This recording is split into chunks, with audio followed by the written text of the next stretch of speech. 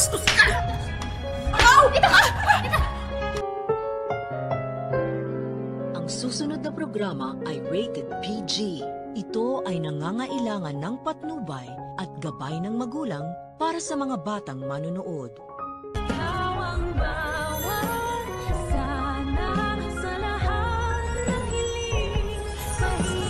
Anak, nakakasama mo na siya.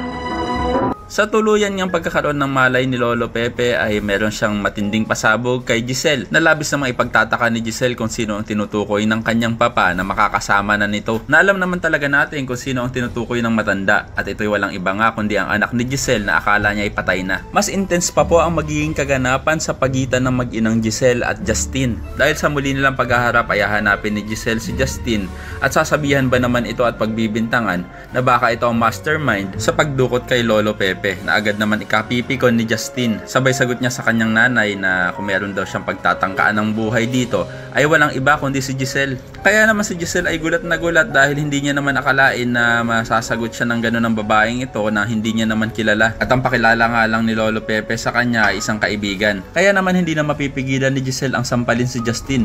Pero hindi din naman papatalo si Justin at masasampal niya din ang babaeng pinamigay siya sa ibang tao. At makikilala na nga din natin ang guardian ni Justin na walang iba kundi si Tonton Gutierrez. At kung paano niya mababago ang buhay ni Giselle ay ang dapat natin abangan. Samantala, mukhang lumalala na talaga ang sitwasyon ni Lynette dahil unti-unti na nga siyang nalalagasan ng buhok. Kaya naman mapapayakap na lang siya sa kanyang asawang si Carlos dahil sa sobrang niyang pag-aalala.